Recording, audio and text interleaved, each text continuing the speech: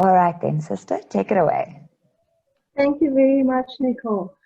And welcome to everybody, especially our parents who have joined us and our staff members. So for my presentation, I'm going to be sharing my screen. So if we can just have a few minutes.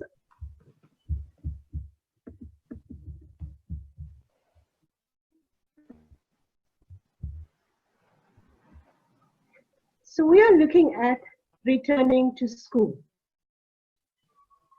And I know if we look at the past months and weeks, we have practiced social distancing and we have all stayed safe as we tried to flatten the curve. And it seemed as if we were all living in our little bubble at home. And it was safe in this bubble, and the pandemic seemed far away out there. But it did enter our homes during news broadcasts, tracking the spread of the virus throughout the world. During this time at home, we also spent more time together as a family. We bonded. We came to appreciate each other more. For others, it might have been the complete opposite experience. But whatever our experience was during these past months and weeks, it was unusual and new for all of us. New words became part of our everyday language. We grappled with Google Classroom, where to find things, with Zoom, having to supervise lessons for our children, and having our children have more screen time than what they're accustomed to. Now the reality of returning to school is with us, and we need to take time to prepare for this reality. We need to prepare ourselves mentally and psychologically for the return to school, to what used to be a normal routine, but may look very different now. We will be entering a reality where we have to leave the safety of our homes, of our bubble. And we have to face a reality that we cannot see. And naturally, we are all anxious and we are all fearful. Yes, the uncertainty around reopening the schools and the decisions that were being made at the 11th hour does leave us feeling anxious and concerned. As parents, our instinct is to protect our children. We want their future to be secure. Yet we cannot assure them that they will always be safe. What we can do is we can help them to manage their feelings, and we can help them to manage their responses and their reactions to what is happening at the moment. Some of us as parents may be very keen to send our children back to school. And some of us may be hesitant and anxious, as we have seen in our poll. For some of us, it was comfortable to be at home. And for others, it became just too much having our children at home. And yes, we have many questions, thoughts, and feelings about this whole idea of returning to school. So some of the questions you as a parent may be asking is, will my child be safe? Will they be able to keep the physical distance? How will they react when they see their friends for the first time? How will they cope with wearing a mask all day long? And if they forget all these requirements, will they be shouted at or will they be gently reminded? Will there be emotional support for them? What will happen during break time? How will they eat since they're wearing a mask? And as a parent, am I making the right decision by sending my child to school? You will also have thoughts, of course, and you'll be thinking about your child's future. You'll be thinking about their schooling. You'll also be thinking about their safety. But you'll also be thinking that at some point they have to go back. They have to go back to school. And then there will be thoughts about how home was. It might have been stressful because you had to supervise schooling, you had to work from home. And if you had younger children in the home, you had to entertain them as well. So it is understandable that you will be feeling lots of mixed emotions and feelings. You may be hesitant, you may be anxious, doubtful, worried, concerned, cautious, and reluctant. But you might also be feeling that it is time. You might be confident in the steps being taken to ensure the safety of your school and your child. So what was it like before for us? As we know, as a school, this is what we experienced. We had close contact with each other. We touched each other. We laughed together. We shared together. We sat close to each other. This is what we know being at Denison Holy Cross College. But it is going to be different. So what can we expect? School is going to be a familiar place. We're going to see our familiar teachers, the familiar surroundings, but it's going to be very different as well. We speak about this new normal. It's going to be very new. There are definitely going to be face masks, something that we need to get used to. We're going to have to live with face masks for a while. Physical distancing is going to be there. We've seen it in our malls, the markings on the floors, being reminded that we need to keep the physical distance. There are going to be restrictions and there are going to be new rules. In the past, children could move wherever they wanted to. Now there are going to be restrictions and new rules that they need to be acquainted with and that they need to get used to. There are going to be temperature checks, hand sanitizing and hand washing and disinfecting and sanitizing spaces are going to be a normal routine, part of our school day. But what we need to remember as parents, and all of us, it's going to be the same open, caring, supportive and concerned community. That has not changed. So some of the ways of helping and supporting our children on this return to school. And I'm sure you've all heard this over and over again. Preparation begins at home. And it's not only about getting used to wearing a mask, but it's also speaking to your children about what thoughts and feelings come up, what do they associate with wearing this mask. As a parent, you need to speak to your child about what they are thinking about this return to school. Explore with them how are they feeling about going back to school. And by exploring all these feelings and emotions, we are helping them to manage it as well. For our older ones, I know when I was in the Zoom chat with the grade 9 this morning, many of them did not share their video. And obviously, as a teenager, you are self-conscious and it's awkward. So how is it going to be for them having to wear a mask in front of their friends? So a good idea would be to have a Zoom session where all of them are wearing masks, including their teachers, so that they can get used to the fact that we're all going to be in a mask, and it will reduce this feeling of being self-conscious and awkward about it. Practice wearing the mask at home.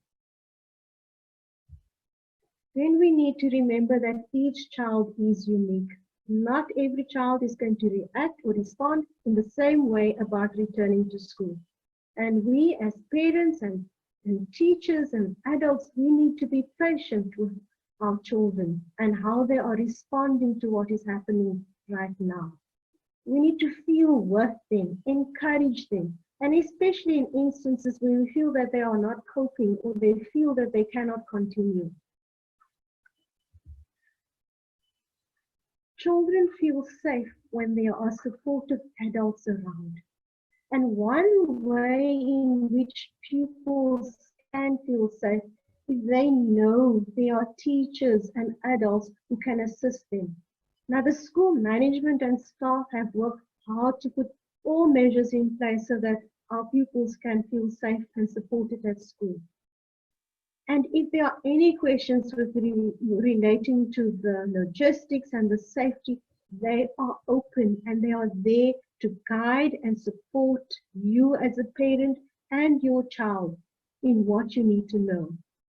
Sharing information with the children and providing them with assistance. This guards them from drawing their own conclusions and letting their imaginations run wild. And it also guards against them relying on unreliable information. So as parents, the school encourages you to ask questions so that it can manage your anxieties. But you need to encourage your child to keep asking questions at school because everything is going to be new and different. So it's important that they ask questions. Physical distancing is going to be a priority. And both parents and teachers can encourage our children that physical distancing does not mean social isolation and it does not mean exclusion. So although we cannot be physically close to our friends, we can still practice inclusion. And then we need to explore with our children before they leave home on Monday, ways of being close to their friends but keeping that physical distance. Because I know it's going to be a concern. Are they going to run and hug each other? So we need to speak to them about keeping the physical distance and looking at creative ways of getting close together. As parents and as teachers, we need to create a safe emotional and physical space for our children. Now, all the logistics is being put in place that will create the physical space, but the emotional space, that's what we need to create for them. So we need to speak to them about what is happening inside them. I know it's difficult to speak to teenagers about their feelings and what's happening inside of them, but we need to continue. We need to continue asking them. And we need to acknowledge and validate their feelings. So, for example, we can say, I realize that you may feel anxious and overwhelmed by what is going to happen. And then also explore activities that will reduce the anxiety levels. Focused breathing does help to bring our heart rates down when we are anxious. Also, activities like meditating, relaxation exercises. We can also pray as part of that, creating an emotional space. And then we also need to help our children to take an active role in preparing for this return to school. And that's where practicing the hand washing and the sanitizing and also their own spaces as well. And wearing that mask for the safety. And then we need to watch out. And what are we watching out for? We know that with the sudden lockdown, our children underwent emotional and behavioral changes as they tried to cope with lockdown, being enclosed all the time and being in the house all the time. Now, when they have to return to school to a new normal, adjustment has to take place as well. So we need to watch out for the emotional and behavioral changes. And when these become a concern, we are encouraging your parents to reach out and speak to someone. And the wellness team is there for that as well. So we are encouraging you to do that. In order for us to be there to help our children manage their anxieties and their concerns and their questions, we need to care for ourselves as well. So we need to take care of our internal resources.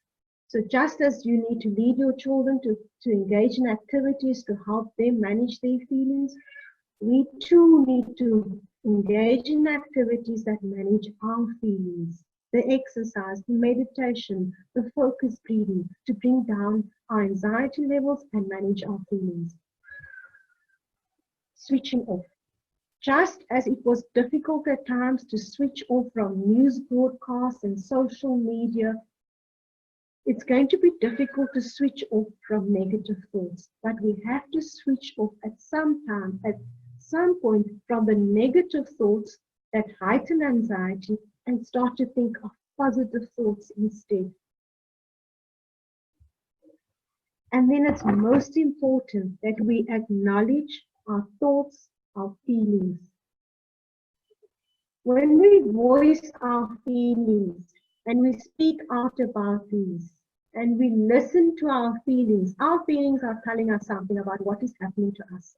So I'm encouraging you to listen to your feelings and thoughts, and also to listen to the feelings and the thoughts of your children. By acknowledging our thoughts and feelings, it will make them less overwhelming and more manageable. So when we challenge our fears and we ask ourselves whether these are true or not, we are able to take control about what is happening to us.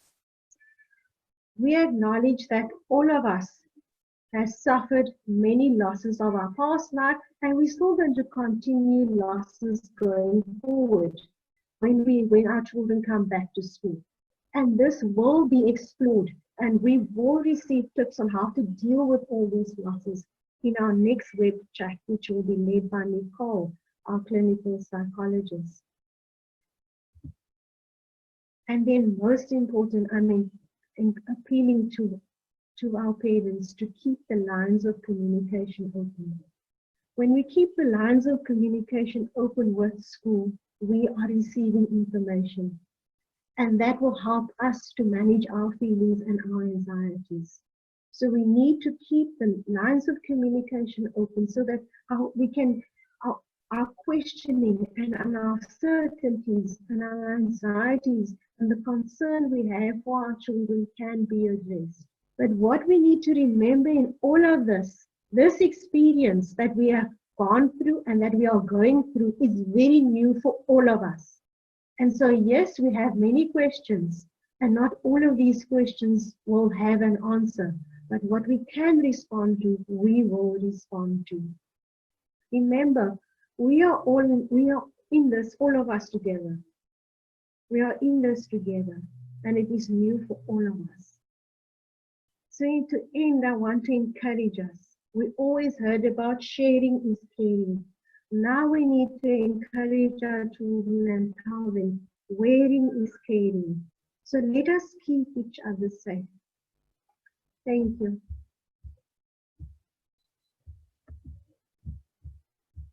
So I hand back to Nicole now. Thank you so much, Sister Cheryl-Anne. That was lovely. Thank you for a very well thought out presentation. So we have about 25 minutes, which we would like to open the floor for a discussion and for questions. In order to keep it manageable, we would like you to use the chat function, the Zoom group chat function, to post your questions, and then myself and the panel will take turns addressing them. So for now, if you have any thoughts, questions, concerns, please type them in the chat. So you can see that at the bottom of your screen, you can click on chat and we will answer them.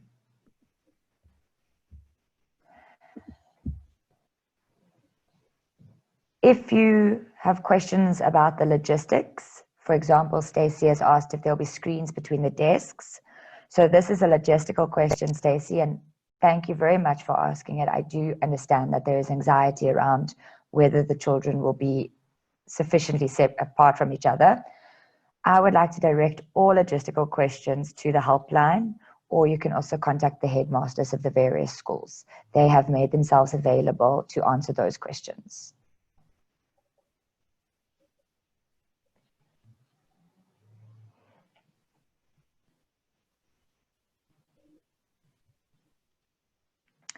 Okay, so I'm just going to reiterate that if there are logistical questions, please speak to headmasters or the helpline.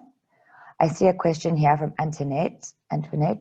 What are the ways kids that can be close to friends without breaking physical distancing? And I think that is a very important question. Like Sister Cheryl-Anne said in her presentation, the norm may be to hug your friends and be very affectionate, and South Africans are very affectionate people.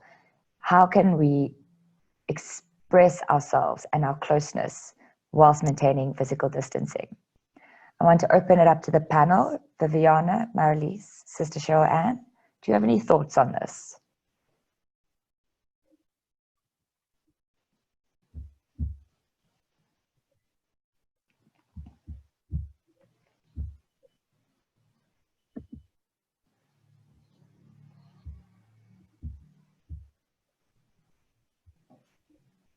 Okay. So it's how to keep that physical distance. I know it's very difficult for children when they haven't seen each other for a long time, and our instinct is to hug. So it's something that we're going to have to reiterate all the time. I know at some schools they've even put markings on their floors and their playground to ensure that physical distance is being kept. But it's something that we're going to have to repeat and repeat over and over again. When they do forget and they do instinctively want to be close, gentle reminders are going to come from staff members that are around. They can even then gently remind each other that this is what we need to do and this is what we need to be practicing.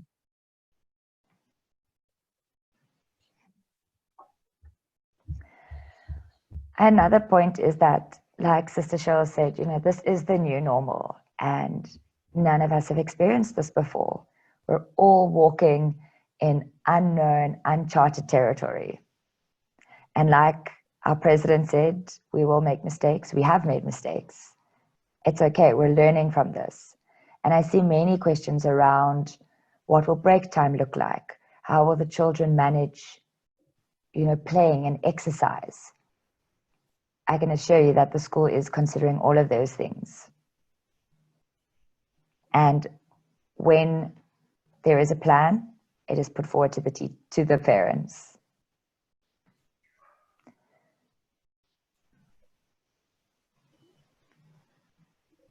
So I'm just busy catching up with some of the questions and the comments in the chat.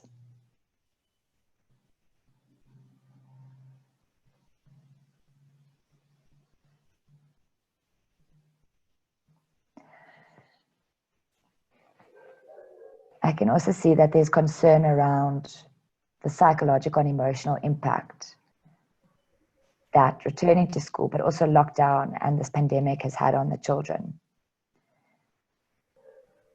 And that is a fact. This will have a psychological and emotional impact. It doesn't need to be a negative one, but it will have impacted each and every one of us, every individual. We're all in this together, like Sister Cheryl-Anne said, and we can all work together and support each other in this. Viviana? Yes, sorry, Nicole, I don't know how to raise my hand. But I think that is a very valid question, and I think a question that has all us parents worrying, will they be safe? Will they come out of this okay? Will they adapt to what we're calling this new normal? And isn't this new normal quite a scary, abstract concept for them? I think what we want to hold on to is the children's adaptability and resiliency, as well as, that this has become already a normal for them. They've already started hearing it. And so in terms of sort of framing it like that, I'd like to just almost give a positive spin to that with them feeling connected to us, their adults in their environment, with allowing them to feel some kind of positive connection, they will feel safe. If they know they are cared for, if they know that their needs are there to be met, which is ultimately what we as a wellness team, as well as the school, are going to try and promote to the best of our ability, then we know that our children will come through this and they will build resources, in fact, to come out of this stronger and able to process their anxiety, as well as other little things that creep up in the usual niggles. So can we protect them, and are they safe? We can't tell them that they're not going to get sick, or they're not going to hurt their knee, or they're not going to get hurt in some way. But we can tell them that we are going to be there to look after them. And I think that is really what we want to sort of put out there in terms of promoting the resources and resilience. Thanks, Viviana. Can also come in there when it's the concerns about will there be psychological support for our children. And what we need to remember, and this has always been a practice at the school, is that the grade facilitators and the teachers are always on the lookout to see where there are changes in the children with regard to emotional and behavioral changes. And there's constant interaction between the grade facilitators and the wellness team. So that always gets reported to the wellness team, and the wellness team is there to support the children emotionally and psychologically in whatever it is that they are not coping with and they're finding it difficult to work. And we've been there online, and we will continue to be there to address those issues when they arise. Thank you. See, there's another question, Marlies. I'm going to come to you in a second. I see there's a question here about what kind of emotional counseling support will be available to the kids, if any, from the school during this time. So we will be, or I will be at the school when the school reopens. So we will have someone at the school ready to help and assist and support your children if necessary. And then the rest of the wellness team will also be available online. We also have our staff members who are also on the lookout, watching out if anyone is struggling. So we're paying a lot of attention to what's going on and trying to monitor it as best as possible. Marlies, you wanted to say something? Yes, I just wanted to confirm that as well. There's a couple of questions that I just let my eyes run through. One of them was, what would the support be like from the junior school? On our side, definitely we will be keeping up with counseling, making sessions available for children in our offices. But I see will there be group sessions and just going from grade to grade? That's what we've always been doing, even if it just was social incidents that we would discuss in grade 1 and then go to grade 2 and grade 3. So definitely in groups as well, because someone also asked something about post-traumatic stress syndrome. It is definitely, we are in post-traumatic stress syndrome, all of us. So we will be incorporating all of that, all the emotions that the children are going through, and definitely do it class by class. Viviana and I are also the LO teachers. I am for grade 3 and 6, and she is in grade 4 and 5. And in all our LO lessons, COVID is covered from top to bottom, and we will definitely start with the little ones as well. So we are trying to get it into the classes, be there, yeah.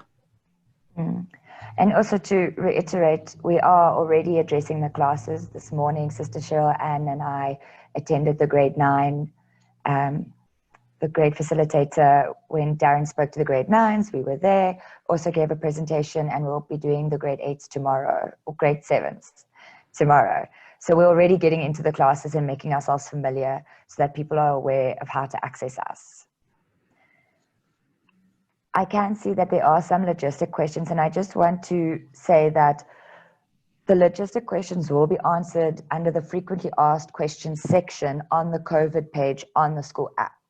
So all of those logistic questions, please go to the school app, check out the COVID page, and all your answers will be there. If not, then you've thought of a new question for us to answer, which is great.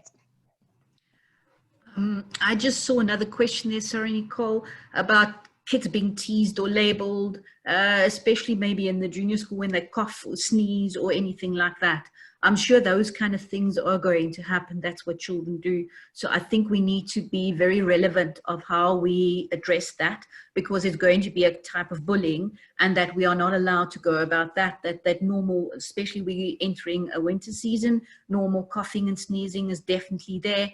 And we need to handle those and see that we cough regarding the rules, we sneeze, and that we are not allowed to label people, because as we are all, our temperatures are taken, so we know that we're okay when we step into the gate, and that we are doing everything to make everyone safe. So yeah.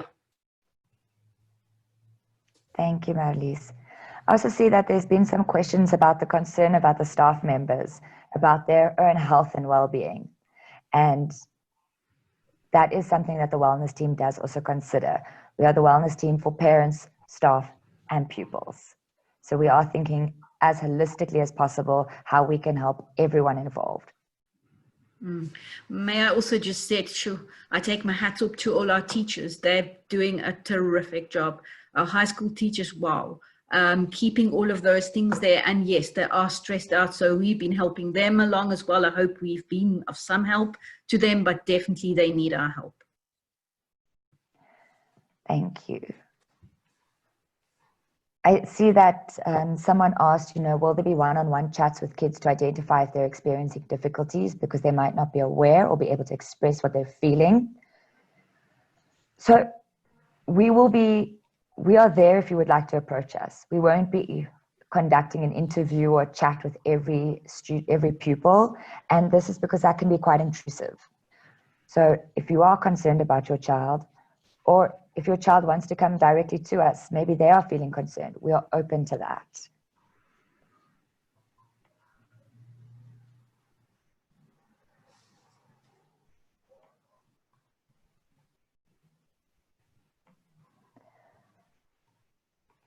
We've still got about 12 minutes left.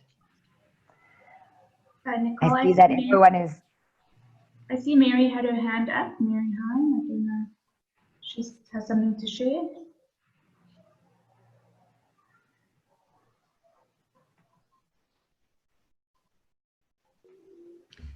Thank you, Viviana.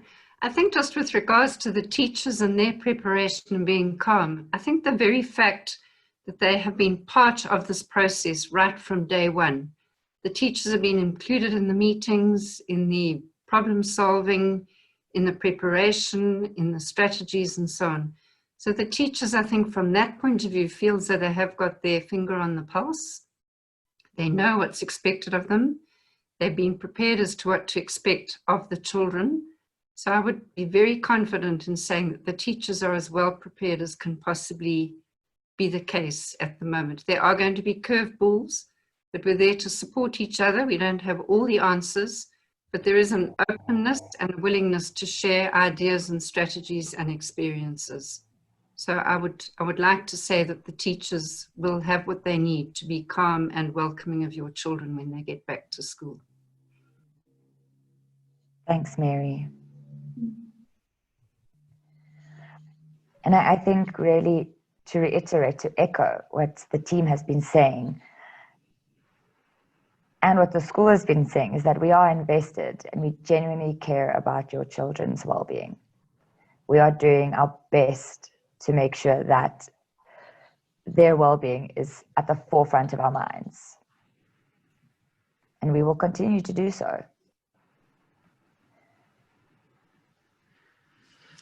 I see there's also concern about sleeping patterns and things like that. I think the children had enough of screen time.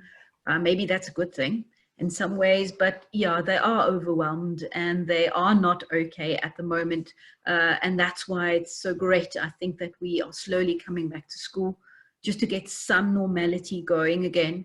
And that could affect the sleeping patterns. It could affect the emotionality of it. So definitely being locked in lockdown definitely have emotional effects on our kids, definitely.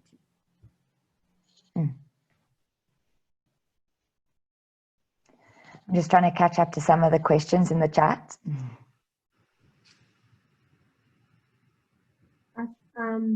The question around school uniforms and hair policy and all of that, I think that's also directed to the grade facilitators, to the teachers. They will be able to respond to all those questions regarding the policies of school with regard to uniform. And I know the grade facilitators are addressing that in the sessions they have with the grades.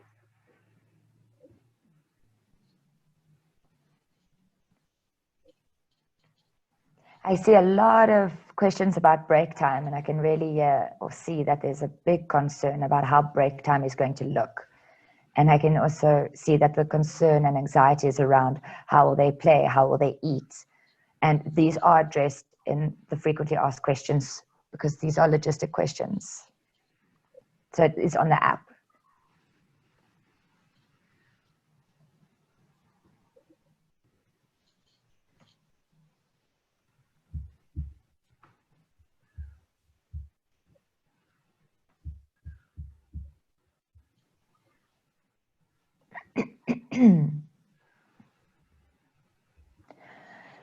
I see that there's a question about the young children and that there's an anxiety that they may be carriers of COVID and that they may infect someone close to them, like a grandparent who may end up passing away. This is a very real fear. And I think across the country, children across the country, people across the country are carrying that fear. I wonder if anyone on the panel has any thoughts about this, how we can calm pupils down, how we can manage that anxiety. I just think, I'm not a doctor, but as I've just been reading on studies being done, and I can send that on the group as well, the latest studies saw that children actually are not carriers of that. They've done autopsies and things like that. I don't know exactly where, but I will send that forward. So I think we don't know. I can't say I'm a doctor that I do, but the latest studies show that children are not necessarily carriers of those, that we just need to have the safety regulations that we always have, and maybe not run with the story that they might be carrying this and make it worse for people. I don't think they do. Well, that was the latest studies.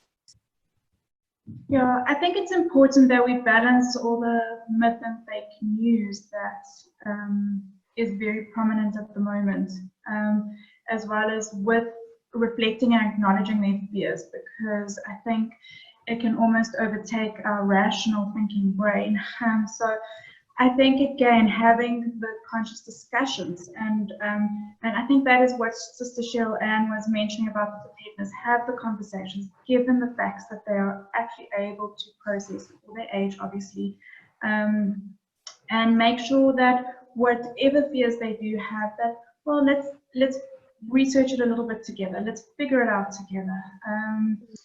You know, and let us figure out what is truth and what is a fear.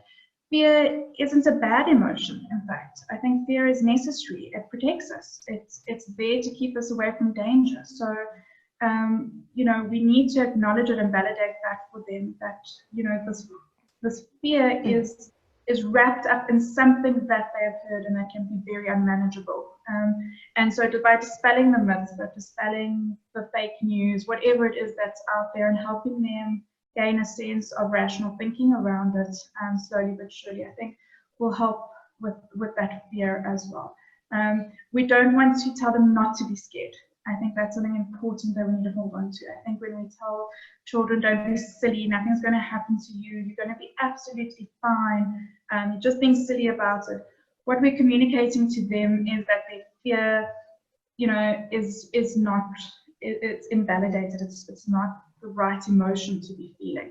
And what we do want to do is normalize that feeling for them, and just always help them understand that the fear is there to protect us. And so what do we need to be protected from? Yeah. Thanks. I see a couple of questions, Nicole, coming up that my child wants to come back to school. The main thing why children want to come back to school is to connect with their friends. They've been very socially isolated, but is going to feel weird and scared and all of these things. And that is going to be part of the parents' preparation as well, just to prepare them coming to, because it's like the same going to the shops. We are going to feel weird going into the shops with a mask, not speaking, keeping our distance, all of those things. But the faces we're going to see, the connection we're going to have, the love we're going to feel, the support we're going to feel is going to be the same. People can't grow if there's no interaction. It's always good that we connect again. Even if it's going to be strange for a while, we just need to get over that hurdle. Maybe the first day, the second day will feel a little bit weird, but after that we will settle into the new normal. Yeah, thanks. I think that very much links to what I'll be talking about in the topic 2 for the wellness web chats, and that's acknowledging feelings and managing those feelings. Because like Viviana said, it's important to normalize it.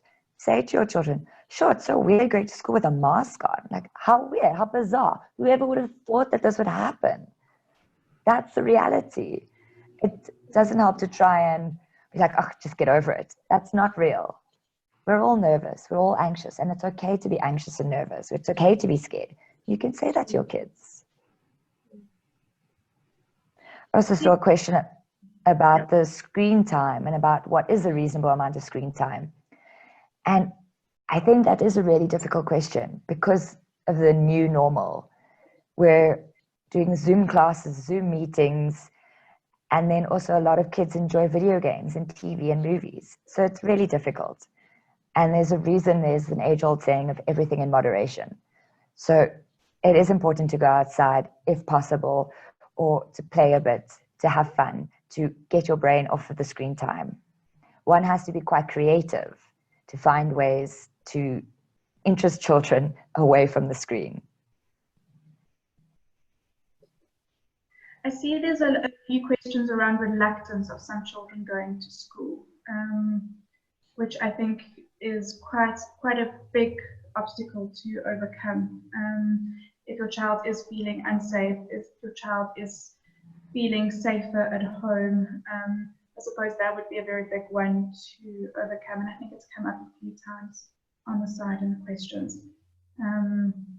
I think again, from my side, and we can pass on to someone else too, but from my side again, it's just validating that reluctance, is sort of trying to get to the core of what that could be about, and to validate that and to reflect it. Do we force them? You know, that's a tough one. That's a personal parenting decision. We don't want to alarm them, and that's something that we really need to keep in mind. When we talk about Marilise mentioned PTSD and post-traumatic stress, and if we think about the alert system and the adrenaline kind of system that kicks in when we're needing to survive in very different circumstances, we have to be aware of that too. So forcing a child can feel can bring us back to that alert, but at the same time, I think what they could be communicating is a real fear around connection in an environment that they're not going to be familiar with. So again, to reassure them that their teachers are there to look after them, and the teachers will be there to meet their needs, that they will be able to express what it is. If they're uncertain about break time, the teachers will guide them through it. They're not going to be doing it alone, and that every need will be met as much as possible. So really just to acknowledge and sort of break down what the fear could be about, and then move forward in terms of reassurance, I think is really, really important. Yeah. Thanks, Viviana. There was another question. Sorry, I'm just going to reiterate, that there's a few comments about having a face mask break. And, I think that is something that we will consider, that the school will consider. I just wanted to mention that I gave a bit of a punt to the frequently asked questions section on the COVID page on the app. That's going to be up and running in a few days. So it's not up and running just yet. For those of you that quickly rushed off to the app to answer some questions, it will be up and running in a few days. And I hear that there is anxiety and there's a wish that there could be a session to address logistical questions because there are so many of them. We'll consider that. We'll pass that on to the team, and we'll think about what we can and can't do and what options we have available to us. I also want to acknowledge the parents who have put suggestions on the chat. For example, those children who are not able to freely express what they're feeling, they're not free to express anxieties, that there can be feeling cards available for them. And then there was also something about new words that we need to bring into our vocabulary. So we will also look at all the constructive suggestions that came in via the chat. Yes. So I am aware of time. We've got about 5 minutes left, so I want to slowly start wrapping up. Marlies, I saw your hand was up, so we can go to you. And just for the parents, if they have any last questions, if they can just quickly type those out for us. Okay. Thanks, Nicole. I just saw that parents were asking, is there any support to children who might not come back to school, who still be busy with online? Yes, we have our emails available, so the parents can email us. We can do sessions with the children on Zoom, and we can do sessions with parents on Zoom if they need some support in that way. So we definitely are available. Thank you. So just to also note that if you do want to reach out to us, you can use the app. Our information is on the app. You can contact any one of the wellness teams. So for example, my email, I'm going to put it in the chat function and you can contact me via email if you read in the chat. Alternatively, you can use the helpline, right? And then you can also send off an email as well. So there are ways to reach out. Otherwise, you can also speak to your teachers, the grade facilitators. I see that Debbie has raised her hand. So good afternoon, everybody. And it's delightful to see everybody. And as always, thank you for the wonderful response from parents for our first wellness afternoon. Thank you to the wellness team for your wonderful presentation and for answering the questions. I'd just like to acknowledge the part that you as parents have played in this journey. We could never have completed this journey without you. And many of you have sat in your homes trying to run your businesses, financial, emotional concerns, but you've still been there for your children. And that's one of the greatest strengths of our beloved college. And I believe it's a strength that will carry us through these uncharted waters that we never expected. Logistical questions are very, very important. Thank you for the ones we've collected this afternoon. We've had many hours. We've contacted many overseas sources, people who've been down the route before we did of opening up the schools again. We spent many hours with the teachers, with the parents' advisory councils, trying to answer all the questions. Certain areas that you've highlighted, things like break times, things like social distancing, are very, very important. We will draw all these questions, and I think the best way to have a logistical session, because not all questions relate to all people, is let us gather these questions and we will quite happily respond to them in a forum like this. So please encourage other people that you're hearing who are concerned to contact us about it.